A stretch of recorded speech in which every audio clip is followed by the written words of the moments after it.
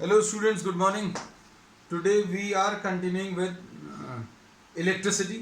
Electricity में आज सबसे पहला जो टॉपिक अभी हम लोग ले रहे हैं ओम्स लॉ. तो ओम्स लॉ अभी हम लोग पढ़ चुके हैं. सभी लोग ये बोलेंगे कि ये तो कर चुके हैं. So but will be taking what the microscopic form. वो मैक्रोस्कोपिक फॉर्म था, microscopic form of the Ohm's law. तो अब इसमें अभी हम लोग ये कहते हैं माइक्रोस्कोपिक फॉर्म में या alternative form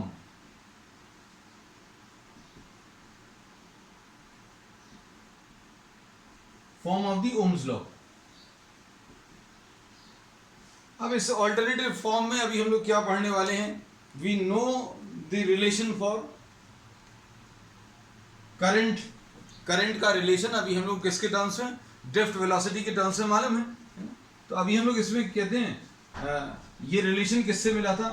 we D is equal to I upon N E A था, है ना. तो आई की value V D into N into E into A ऐसा कुछ है. एक तो रिलेशन अभी हम लोगों के पास ये आ गया, और दूसरा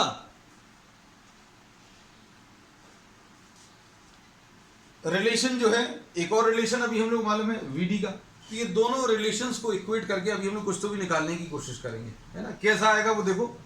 इसमें अभी हम लोग कहते हैं एन आपको मालूम होना चाहिए. This is what the conduction electron density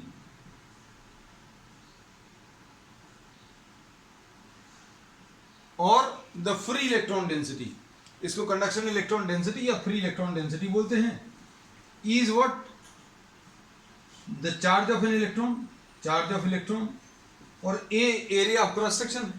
अब इसके बाद अभी हम लोग क्या करने वाले हैं, वीडी की एक वैल्यू और जो अभी हम लोगों को मालूम है उसका अभी हम लोग यूज करेंगे. एक और वैल्यू वीडी की कौन सी है, वीडी का जो फॉर्मूला है V is equal to U plus A T से. हम बार बार कहते हैं कि आपको अगर याद नहीं आता है तो आप इसको ऐसा याद रख लेना, V is equal to U plus A T. अब इसमें u इनिशियल वेलोसिटी तो जीरो, एक्सेलरेशन कैसे मिलता है, force divided by mass into T.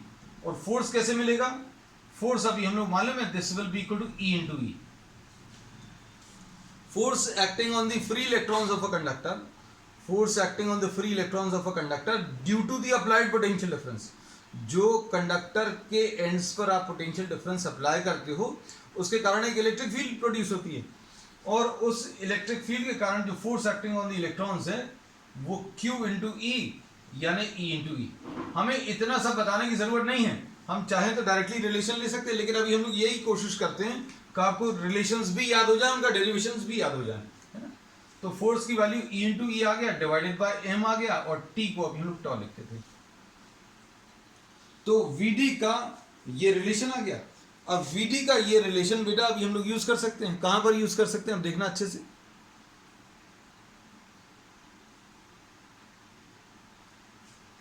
VD का ये रिलेशन जो अभी हम लोग यूज कर रहे हैं कहां पर, इसमें यूज कर ले रहे हैं. तो I की वैल्यू कितनी आ जाएगी, I will be equal to VD की वैल्यू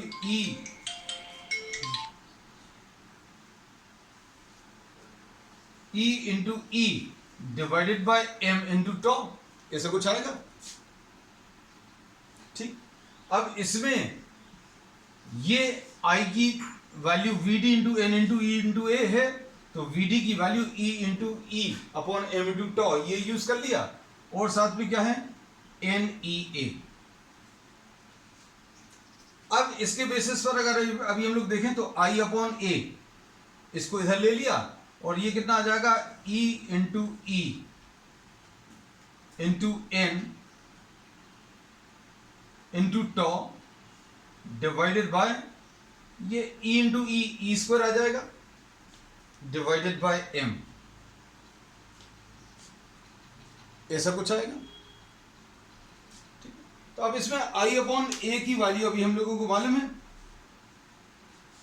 I अपॉन ए की वैल्यू I अपॉन ए को अभी हम लोग क्या लिख सकते हैं, I upon A is what the current density. तो इसको अभी हम लोगों ने क्या J लिख लिया. I upon A is what the current density. ध्यान से देखना बेटा ये सारे relations.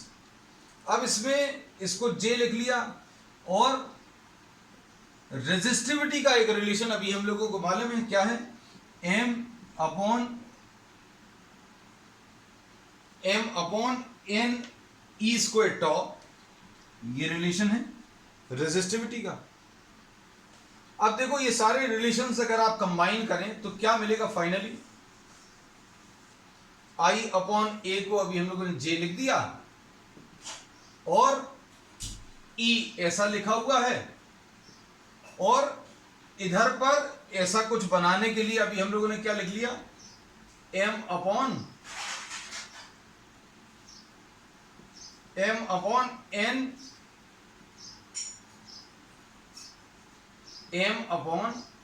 N E square tau, ऐसा कुछ लिख लिया। अब ये देखो, अगर आपको ये चीज क्लियर नहीं हो रही तो अभी हम लोगों ने ये जो फ्रैक्शनल फॉर्म में लिखा है इसको अगर आप ट्रांसफर करोगे तो अल्टीमेटली ऊपर ही ट्रांसफर होगा। तो कहने का मतलब है ये वही रिलेशन लिखा, सिर्फ आई अपॉन ए को जे लिख लिया, आई अपॉन ए को जे लिख लिया, जे थोड़ा सा अच्छा बना दें, वन अपॉन ये सारी चीजों को अभी हम लोगों ने नीचे ट्रांसफर कर दिया, नीचे ट्रांसफर कर दिया। क्यों ट्रांसफर किया, क्योंकि इसमें इसको अभी हम लोग क्या रेजिस्टिविटी लिख सकते हैं, रेजिस्टिविटी लिख दिया बस। अब इसके बाद देखो वन अपॉन रो को क्या लिख दिया, sigma, and sigma is what, the conductivity. Sigma क्या है इसका, कंडक्टिविटी। तो अब हम लोग इसमें क्या बोलेंगे, J will be equal to conductivity into E। अब इस रिलेशन को देखकर अभी हम लोग ये कह सकते हैं, इस रिलेशन को देखकर कि J is directly proportional to E। Current density through any material will be directly proportional to E, और J और E का जो रेशियो है, J और E का जो रेशियो है वो कांस्टेंट रहेगा, और ये क्या आ जाएगा, सिग्मा आ जाएगा, यानी कंडक्टिविटी आ जाएगा। So this is termed as what, the microscopic form of the Ohm's law, है ना। मेन यही है जो अभी हम लोगों को 12th क्लास में पढ़ना चाहिए, है ना, क्योंकि वो जो अभी हम लोगों ने पढ़ा है वो छोटी क्लासेस में अभी हम लोग ले ही चुके हैं। कौन सा, V = IR। तो अब हम लोगों ने इसमें ये बोला कि ये जो नया फॉर्म आया है, ये नया कुछ नहीं है, एग्जैक्टली वही, लेकिन अभी हम लोग बोलते हैं इसी फॉर्म में, इस नए फॉर्म को अभी हम लोग microscopic form of the Ohm's law बोलते हैं, है ना। अब इसमें देखना,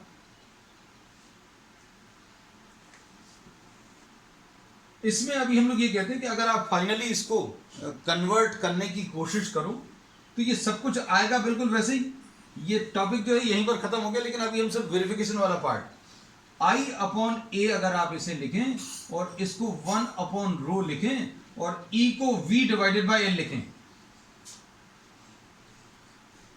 E की वैल्यू कितनी आ जाएगी, V डिवाइडेड बाय L। तो अब आप देख लेना, V अपॉन I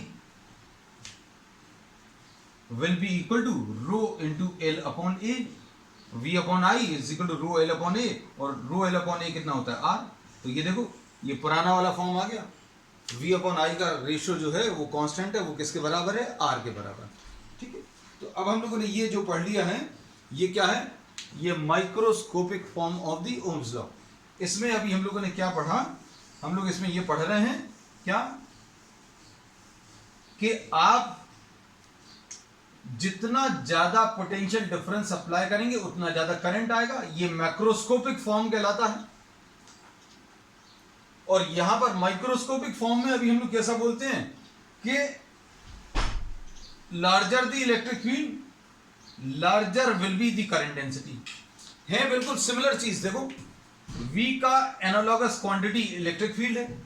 अगर आप पोटेंशियल डिफरेंस अप्लाई करते हो किसी कंडक्टर में, किसी कंडक्टर के एंड्स में अगर आपने पोटेंशियल डिफरेंस अप्लाई कर दिया तो मतलब उसके अंदर इलेक्ट्रिक फील्ड आएगी, और जितना ज्यादा पोटेंशियल डिफरेंस लगाओगे उतना ज्यादा करंट आएगा। वही चीज लिखी है, जितना ज्यादा इलेक्ट्रिक फील्ड अप्लाई करोगे उतनी ज्यादा करंट डेंसिटी। तो करंट डेंसिटी भी क्या है, करंट जैसा ही टर्म है, बस ये है कि अब कांस्टेंट चेंज हो जाएगा।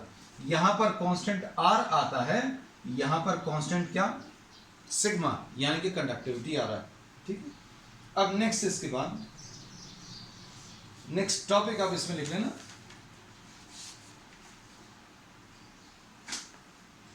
Limitations of Ohm's law.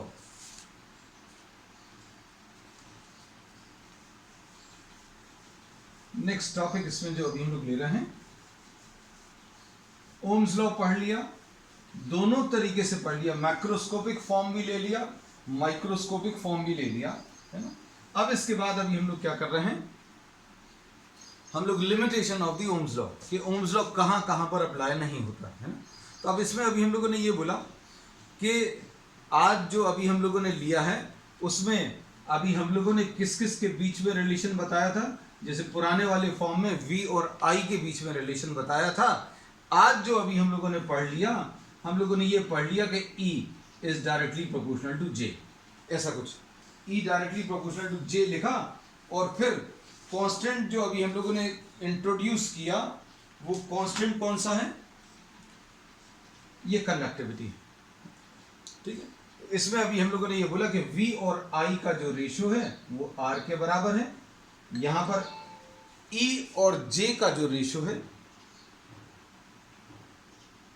वो भी कांस्टेंट रहेगा, ठीक है। अब इसके बाद अभी हम लोग इसके एक्सेप्शंस क्या हैं वो उनके बारे में अभी हम लोग पढ़ने वाले हैं, या फिर लिमिटेशंस कहां कहां पर ये अप्लाई नहीं होगा, है ना।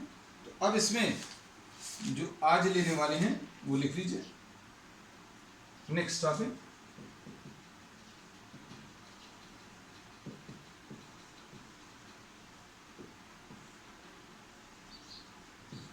Next limitations of Ohm's law. अब इसमें अभी हम लोगों ने ये देखा कि अगर आप v वर्सेस i का जो ग्राफ है वो अगर ड्रॉ करें तो वो एक स्ट्रेट लाइन आना चाहिए। क्यों? क्योंकि v is directly proportional to i। हम लोगों ने ये पढ़ा है कि v जो है i के डायरेक्टली प्रोपोर्शनल है, और कोई दो क्वांटिटीज अगर डायरेक्टली प्रोपोर्शनल हैं तो उनके बीच का जो ग्राफ है वो एक स्ट्रेट लाइन आना चाहिए, ठीक।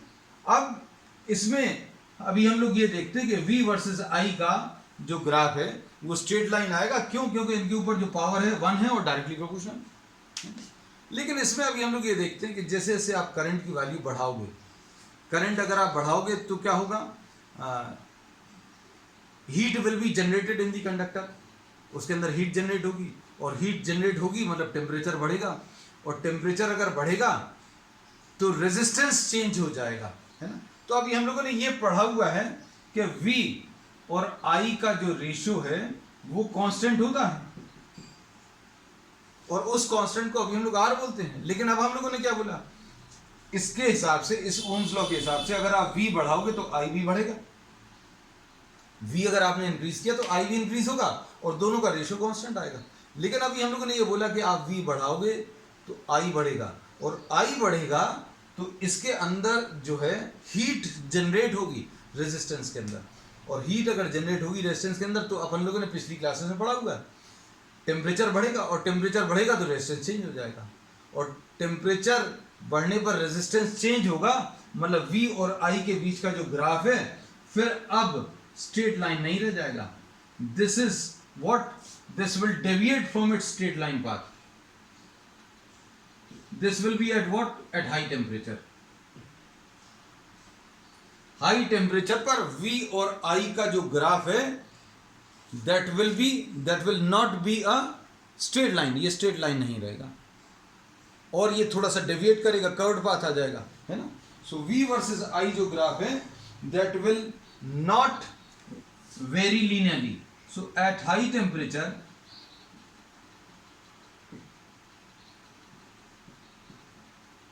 एट हाई करंट, करंट अगर ज़्यादा है तो अब हम पूरा नहीं लिख रहे, अब आप इसको लिख लेना। टेम्परेचर, इसमें अभी हम लोगों ने बोला कि अगर आप करंट की वैल्यू बढ़ाओगे तो हीट जनरेट होगी, और हीट की वजह से टेम्परेचर चेंज होगा, और टेम्परेचर चेंज होने की वजह से रेजिस्टेंस भी चेंज होगा, and the graph between v and i will not be a linear graph. Now will be obtaining what, a non linear graph, है ना। ये सबसे पहला जो लिमिटेशन है वो ये है। अब सेकंड लिमिटेशन देख लो, ये पहला लिमिटेशन है। अब इसके बाद सेकंड लिमिटेशन देख लो। सेकंड लिमिटेशन में अभी हम लोग ये कहते हैं कि relation between V and I जो है, this also depends on the sign of V और द पोलैरिटी ऑफ V। कुछ कुछ मटेरियल या कुछ कुछ डिवाइसेस ऐसे हैं कि अगर आप इसमें सोचकर देखना, आप इसमें पोटेंशियल डिफरेंस अप्लाई करो, मान लीजिए कोई कंडक्टर है, इसके दोनों एंड्स में आपने पोटेंशियल डिफरेंस अप्लाई किया, इसको पॉजिटिव पर रखा, इसको नेगेटिव पर रखा, तो अभी हम लोग बोलेंगे कि V will be proportional to I, मतलब जितना ज़्यादा पोटेंशियल डिफरेंस अप्लाई करोगे, मान लीजिए आपने 5 वोल्ट्स लगाया तो कुछ करंट आएगा, और अगर 10 वोल्ट लगा दिया तो करंट बढ़ जाएगा, लेकिन V और I का रेशियो जो है कांस्टेंट रहेगा। ये ओम्स लॉ है।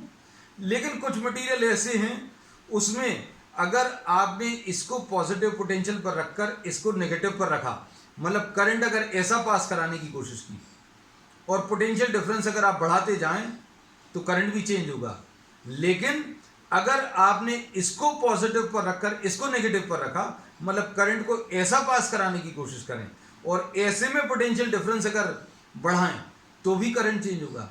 दोनों केसेस में लेकिन जो रिलेशनशिप आएगा वो बिल्कुल ही अलग आएगा।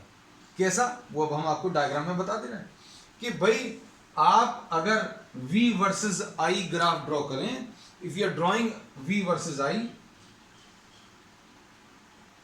ऐसे डिवाइसेस के लिए कुछ ऐसे डिवाइसेस रहते हैं, ये सभी में नहीं होगा। जैसे अभी हमने बोला, वो तो अभी हमने पिछला जो केस लिया था वो किसका था, कंडक्टर्स का था, और कंडक्टर्स में भी कब, जब करंट बहुत ज्यादा हो जाएगा तब की स्थिति थी कि V और I के बीच का ग्राफ स्ट्रेट लाइन नहीं आएगा है। और टेम्परेचर अगर बढ़ेगा, करंट बहुत ज़्यादा अगर होगा तो टेम्परेचर बढ़ेगा, और टेम्परेचर बढ़ेगा तो फिर वो जो ग्राफ है वो शुरू में तो लीनियर रहता है, स्ट्रेट लाइन रहता है, लेकिन आगे जाकर ये थोड़ा सा अपने स्ट्रेट लाइन पाथ से डेविएट कर जाता है। ये अभी हमने आपको पिछले टॉपिक में बताया वो कंडक्टर्स के लिए।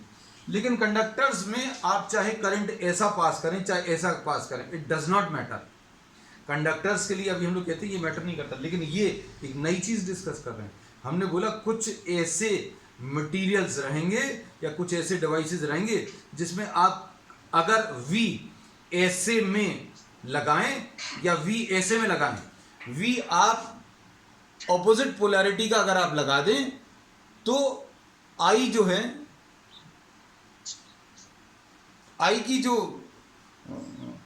वैल्यू है वो चेंज होती है। मतलब अब कैसी चेंज होती है, ग्राफ में थोड़ा सा आपको अच्छे से समझ में आएगा, है ना। इसमें अगर आप ये I ले लिया, ये V यहां पर है, अगर आपने V को चेंज किया,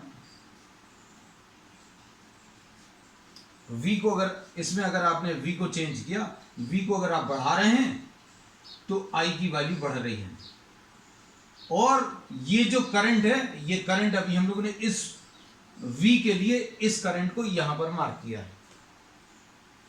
अगर आपने पॉजिटिव V यहां पर रखा और यहां पर नेगेटिव V रखा, यानी पॉजिटिव पोटेंशियल यहां पर और नेगेटिव पोटेंशियल यहां पर रखा, और इस पोटेंशियल को अगर आप बढ़ाते जाएं, इस पोटेंशियल को अगर आप बढ़ाते जाएं, इस पोटेंशियल डिफरेंस को अगर आप बढ़ाते जाएं तो करंट की वैल्यू बढ़ेगी। लेकिन अगर आपने इसको पॉजिटिव पर कर दिया और इसको नेगेटिव पर कर दिया, तो इसमें अभी हम लोग बोलेंगे कि ये देखो,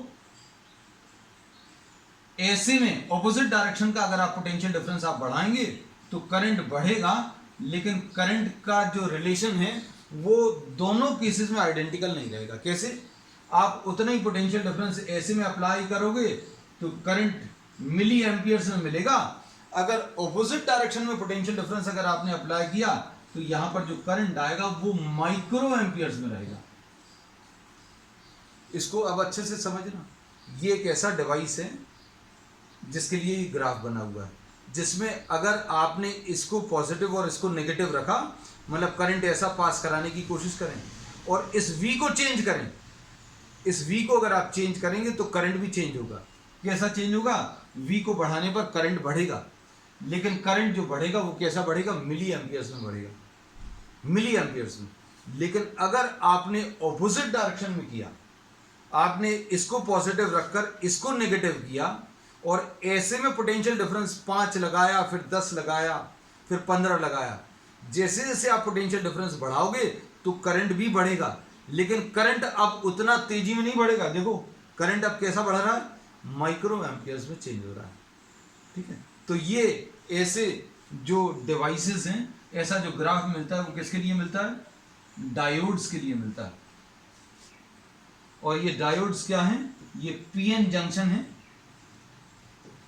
ये पीएन जंक्शन क्या है, ये अभी हम लोग बिल्कुल आखिरी का जो चैप्टर है सेकंड बुक का एकदम आखिरी चैप्टर, उसमें पढ़ेंगे। बस इस समय पर ऐसा समझ लो कि कंडक्टर्स में अगर हमने पोटेंशियल डिफरेंस अप्लाई किया तो V वर्सेस I का ग्राफ ऐसा आता है, स्ट्रेट लाइन आने की टेंडेंसी। तो इसमें दो डिफेक्ट आ गए। दो डिफेक्ट क्या आ गए कि अगर आप करंट को इस डायरेक्शन में पास कर रहे हैं या पोटेंशियल डिफरेंस ऐसे में अप्लाई किया, पोटेंशियल डिफरेंस बढ़ाएंगे तो करंट बढ़ेगा, लेकिन वो रिलेशन स्ट्रेट लाइन वाला नहीं है। एक तो डिफेक्ट ये आ गया कि भाई V को बढ़ाने पर I में जो चेंज आएगा, V वर्सेस I जो है नॉन लीनियर ग्राफ है। V वर्सेस I कैसा है, V versus I non linear graph है, मतलब स्ट्रेट लाइन नहीं है। दूसरा डिफेक्ट क्या है इसमें कि अगर आपने polarity of the potential difference change कर दिया, polarity of the potential difference अगर आपने चेंज कर दिया तो करंट की वैल्यूज ऑल टुगेदर चेंज हो जाएंगी। मतलब ऐसे ही ग्राफ नहीं मिल रहा है हम लोगों को। कैसा ग्राफ मिला, अगर ऑपोजिट डायरेक्शन में पोटेंशियल डिफरेंस बढ़ाओगे तो अब I जो था मिली एम्पियर्स में बहुत ज्यादा कम हो जाएगा।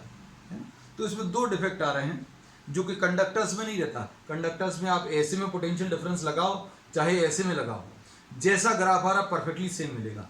लेकिन ये डायोड्स के लिए या पीएन जंक्शन के लिए पोलैरिटी के ऊपर भी डिपेंड करता है। तो अब इसके लिए अभी हम लोग क्या लिख सकते हैं, इसमें अभी हम लोग ये कह सकते हैं कि इफ द पोलैरिटी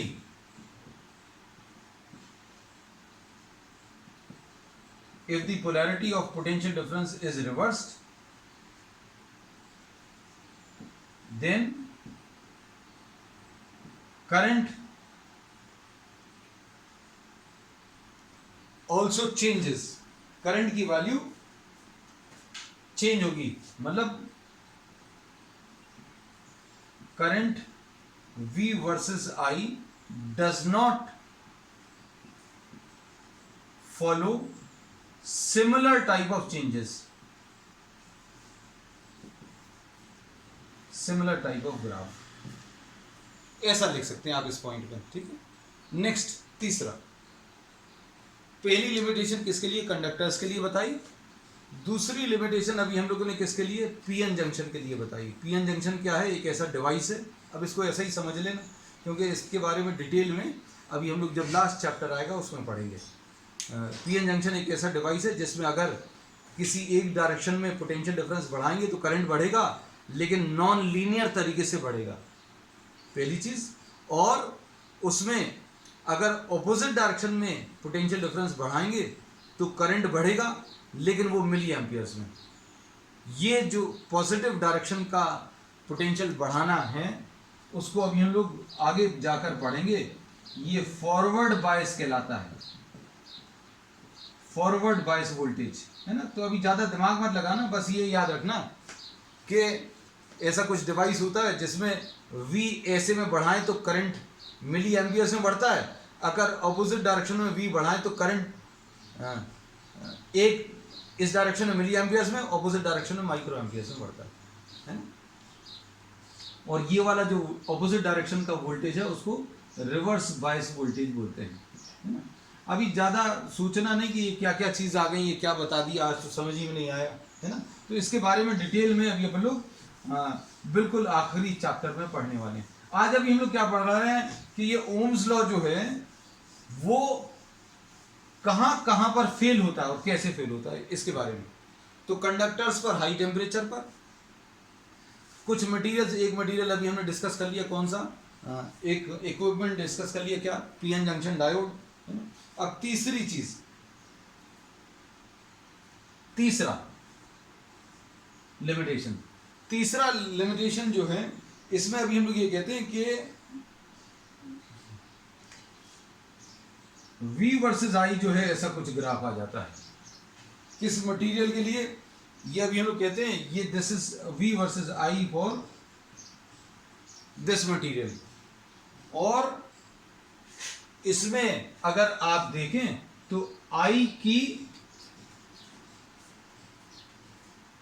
जैसे अभी हम लोगों को V और I का रिलेशन अगर दिया हुआ है तो अभी हम लोग कहते हैं I is equal to V upon R होता है। अगर हमें करंट की वैल्यू दी है, रेजिस्टेंस मालूम है, तो पोटेंशियल डिफरेंस का एक ही आंसर आएगा। लेकिन यहां पर देखो, एक करंट के लिए दो दो पोटेंशियल डिफरेंस मिल जाएंगे। इस करंट के लिए ये भी एक पोटेंशियल डिफरेंस आएगा और इसी करंट के लिए एक और पोटेंशियल डिफरेंस आएगा। तो इसका डिफेक्ट क्या है? ये कौन सा मटेरियल है? GaAs, gallium arsenide. ये जो मटेरियल है इसका V वर्सेस I का जो ग्राफ है वो ऐसा कुछ आता है। अपन लोग आज क्या पढ़ रहे हैं? अभी हम बार बार यही कह रहे हैं कि लिमिटेशंस कहां कहां पर फेल हो रहा है और कैसा कैसा फेल हो रहा है। पहले वाले में तो अभी हमने बोला कंडक्टर्स में अगर करंट बढ़ाएंगे तो टेम्परेचर बढ़ेगा और टेम्परेचर बढ़ेगा तो जो स्ट्रेट लाइन आ रहा था वो स्ट्रेट लाइन नहीं बचेगा। दूसरा क्या लिया? PN junction. पीएन जंक्शन में बोला कि V अगर ऐसे में बढ़ाओगे तो करंट मिली एम्पियर्स में बढ़ेगा, ऑपोजिट डायरेक्शन में V अगर बढ़ाओगे तो माइक्रो एम्पियर्स में, मतलब करंट का ग्राफ ही चेंज हो जाएगा। तीसरा अभी हम लोगों ने ये ले लिया, ये वाला मटेरियल, इसको गैस भी पढ़ सकते हैं, GaAs है ना, ये गैलियम आर्सेनाइड है। इसके लिए अभी हम लोग कहते हैं the for a value of I, V is for a value of I, V is not unique। किसी एक पर्टिकुलर वैल्यू ऑफ I के लिए V यूनिक नहीं है, मतलब V की दो वैल्यूज आ सकती हैं। तो अभी आप चाहो तो ग्राफ में ये मार्क कर लेना, ग्राफ ड्रॉ कर लो। अब उसके बाद ये लिमिटेशंस में अभी हम लोगों ने कौन कौन से ले लिए? We have discussed about what? We have discussed about conductors at high temperature. We have discussed about PN junction, and we have discussed about what? We have discussed about gallium arsenide. ठीक है, अब इसके बाद इसमें next लिख लेना ohmic materials. अब छोटे छोटे दो तीन टॉपिक हैं, अब ये खत्म हो जाएगा। ओमिक मटेरियल्स, ओमिक मटेरियल्स अभी हम लोग उनको बोलते हैं जो ओम्स लॉ को फॉलो करते हैं। तो लिमिटेशंस में तीन हैं, वो तीन ही याद रखना है ना। सबके बारे में एक एक दो दो लाइंस लिखना आना चाहिए। डिटेल में पीएन जंक्शन के बारे में अभी हम लोग आगे पढ़ेंगे। अब इसके बाद ओमिक मटेरियल्स किसको बोलेंगे? जो ओम्स लॉ फॉलो करते हैं। और ओम्स लॉ फॉलो करते हैं मतलब अभी हम लोग बोलेंगे उनके बीच का जो ग्राफ आएगा वो स्ट्रेट लाइन आएगा। आप V इधर ले सकते हो, I इधर ले सकते हो, या I इधर और V इधर, कैसा भी ले लो। ठीक है, और दूसरा टाइप का क्या है? Non ohmic materials. तो नॉन ओमिक मटेरियल्स अपन ने आज पढ़ ही लिए हैं। कौन सा? एक तो पीएन जंक्शन पढ़ लिया और एक गैस पढ़ लिया। ये दोनों जो है नॉन ओमिक मटेरियल्स, ऐसे बहुत सारे मिलेंगे आपको जो नॉन ओमिक है, जिनमें V वर्सेस I जो ग्राफ है that will not be a straight line.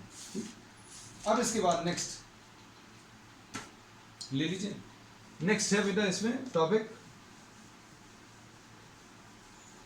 ये बेटा नोट्स आप अपने हिसाब से बना लेना, क्योंकि अभी हम सिर्फ आपको टॉपिक्स पर डिस्कस करते जा रहे हैं कि ओमिक मटेरियल्स क्या हैं जो स्ट्रिक्टली ओम्स लॉ को फॉलो करते हैं। स्ट्रिक्टली ओम्स लॉ को फॉलो करते हैं मतलब इनमें V वर्सेस I जो आएगा वो स्ट्रेट लाइन आएगा।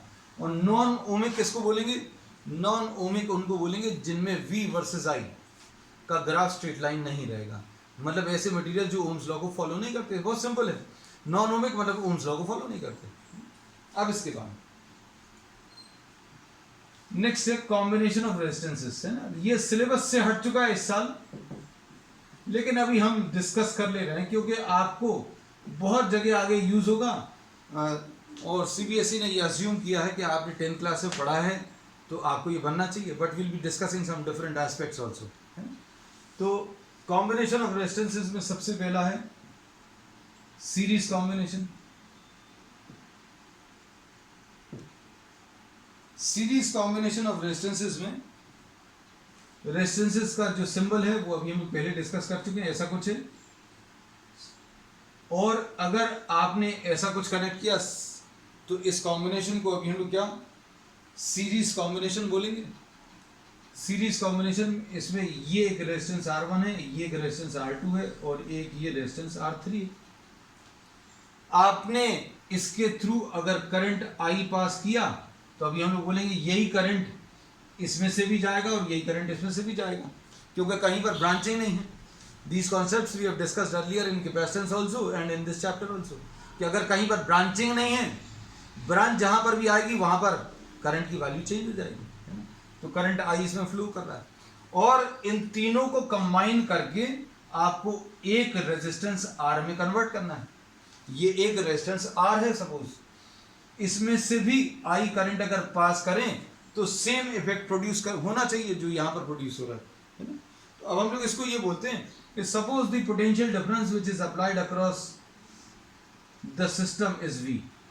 आपने इसमें V पोटेंशियल डिफरेंस अप्लाई किया। V पोटेंशियल डिफरेंस अगर आप अप्लाई कर रहे हैं तो इसमें पोटेंशियल डिफरेंस V1 आ जाएगा, इसमें पोटेंशियल डिफरेंस V2 और इसमें पोटेंशियल डिफरेंस क्या V3 आ जाएगा। तो अब हम लोग इसमें क्या बोलेंगे, सीरीज कॉम्बिनेशन में V will be equal to V1 plus V2 plus V3। जो पोटेंशियल डिफरेंस आपने अप्लाई किया है वो, और इसमें पोटेंशियल डिफरेंस इसमें और इसमें, इसका पोटेंशियल डिफरेंस और इसका तीनों का ऐड करने पर टोटल पोटेंशियल डिफरेंस आ जाएगा। और V की वैल्यू अभी हम लोग क्या यूज कर सकते हैं, IR यूज कर सकते हैं। अब इसमें देखो, अगर ये सिस्टम में V पोटेंशियल डिफरेंस अप्लाई किया और इन तीनों को कंबाइन करने पर अगर R आया तो इसमें V अप्लाई करने पर सेम करंट आना चाहिए, मतलब V की वैल्यू कितनी आ जाएगी, IR।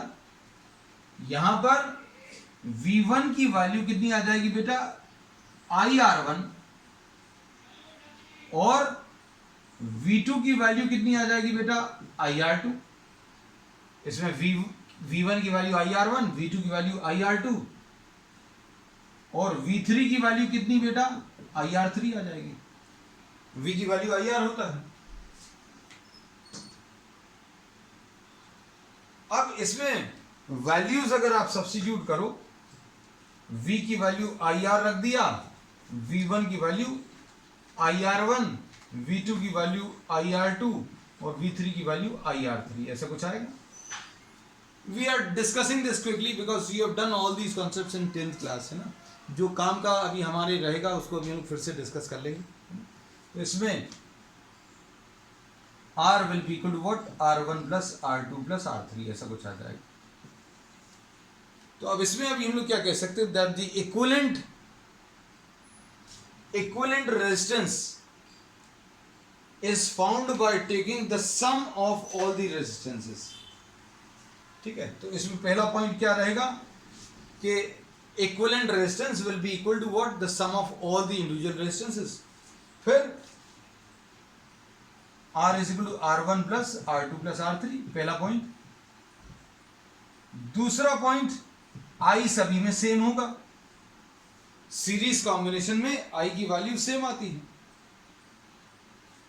और जो इक्विवेलेंट रेजिस्टेंस आता है that is greater than the maximum of R1 R2 R3। इन तीनों में जो सबसे बड़ा होगा, R1 R2 और R3 में जो सबसे बड़ा होगा, उससे भी बड़ा इसका आंसर R आएगा। एक ये रिजल्ट आ गया। ठीक है, ये सारी चीजें बेटा, ये सारे एस्पेक्ट्स अभी हम लोगों ने डिटेल में कैपेसिटेंस में भी लिए थे, इसलिए अभी हम लोग शॉर्ट में और जल्दी जल्दी डिस्कस कर रहे हैं, so as to move on to the next topics. ठीक है, और चौथी चीज इसमें क्या आ जाएगी कि potential difference across the combination will be equal to V1 plus V2 plus V3। अब इसका जल्दी से स्क्रीनशॉट ले लेना। नेक्स्ट टॉपिक अभी हम लोग ले ले रहे हैं, कौन सा, पैरेलल कॉम्बिनेशन। पैरेलल कॉम्बिनेशन भी डिस्कस कर ले रहे हैं। इन्होंने हटा जरूर दिया है but this will be used, अभी आप देखना कई जगह इसी चैप्टर में अभी हम लोग इसका यूज करने वाले हैं, लेकिन उन्होंने यही अज्यूम करके हटाया कि भाई आपको इतना नॉलेज 10th में दे दिया गया है। तो अब इसमें देखो नेक्स्ट,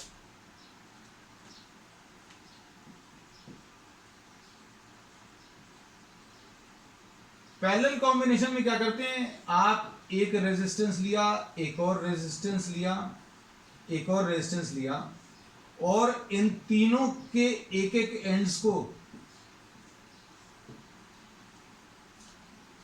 कलेक्ट करके एक पॉइंट पर लगा दिया। सपोज इसको ए बोल दिया, इसको बी बोल दिया, और यहां पर अगर आपने करंट आई पास कराया तो इसमें करंट I1 चला जाएगा, इसमें I2 चला जाएगा, इसमें I3 चला जाएगा। अब क्यों होगा ऐसा? क्योंकि यहां पर ब्रांचिंग आ गई। हम लोगों ने ये पढ़ा ही हुआ है कि अगर ब्रांचेस अगर आ गई तो करंट जो है डिवाइड हो जाएगा। Current divides into 3 parts, I1 plus I2 plus I3। और A और B के बीच में अगर आपने एक पोटेंशियल डिफरेंस V अप्लाई किया तो ये V इसमें भी होगा। R1 जो है इन दोनों पॉइंट्स के बीच में potential difference VA minus VB आ जाएगा। VA minus VB will be equal to what? I1 R1। इस वाले में देखो, इस वाले में भी इसके दोनों एंड्स कौन से होगा? एक A और एक ये B। तो VA माइनस VB, इससे क्या मिलेगा? I2 R2। V की वैल्यू क्या होती है? V की वैल्यू IR होती है, वही लिखा है। इसमें V की वैल्यू IR, इसमें भी V की वैल्यू IR, इसमें भी V की वैल्यू IR। अब इसमें फायदा क्या है कि तीनों में पोटेंशियल डिफरेंस सेम है। क्यों? क्योंकि तीनों एक ही पॉइंट्स पर, इसका एक एंड A है, इन तीनों के दूसरा एंड क्या है? B है। तो अगर एंड सेम है मतलब पोटेंशियल डिफरेंस सेम आएगा। अब हम लोग इसको V लिख दे रहे हैं बेटा, इसको भी V लिख दे रहे हैं और इसको भी V लिख दे रहे हैं। तो I1 की वैल्यू कितनी आ जाएगी बेटा? V upon R1। I2 की वैल्यू कितनी आ जाएगी? V upon R2। और I3 की वैल्यू कितनी आ जाएगी? V divided by R3। अच्छे से देखना, R1 जो है इसके दोनों एंड्स के बीच में VA माइनस VB आएगा। R2 के दोनों एंड्स के बीच में potential difference VA minus VB आएगा। R3 के दोनों एंड्स कौन से हैं? फिर से वही है, A और B। तो इनके बीच में potential difference VA minus VB। तो इसमें पैरेलल कॉम्बिनेशन में क्या बोल सकते हैं? V is same. दूसरी चीज क्या बोल सकते हैं कि करंट डिवाइड होगा, I1 plus I2 plus I3। अब देखो इसमें I की जगह क्या लिख लिया? I1 plus I2 plus I3 है ना बेटा।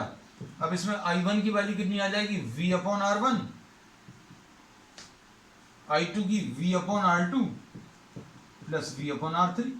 अब इसमें से V कॉमन ले लो बेटा, क्या आ जाएगा? 1 upon R1 plus 1 upon R2 plus 1 upon R3। ये I आ गया। अब I upon V 1 upon R1 plus 1 upon R2 plus 1 upon R3, ऐसा कुछ आएगा।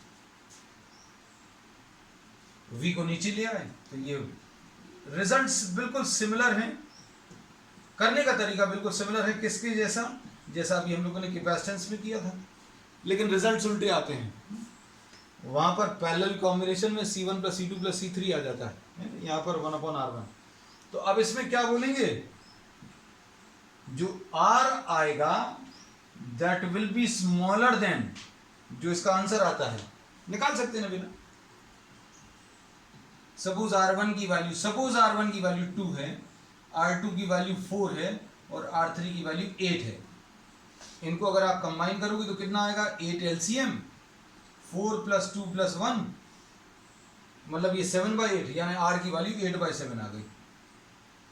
अब ये 8/7 यानी 1 पॉइंट कुछ आया। सबसे छोटा कौन सा था? 2, 4 और 8 में हमने 3 कंबाइन किए थे, 2, 4 और 8। उनमें सबसे छोटा 2 है और आंसर कितना आया? 1 पॉइंट। तो अभी हम लोग कहते हैं R जो आंसर आता है that is smaller than the minimum of R1, R2 and R3। इसका मतलब क्या है? इसका मतलब है R1, R2, R3 में जो सबसे छोटा है, इसका मतलब ये है R1, R2, R3 में जो सबसे छोटा 2 है उससे भी छोटा इसका R आंसर आया। ठीक है, बस अब आज के लिए इतना ही, और बाकी अभी हम लोग कंटिन्यू करेंगे on the next that's all for today.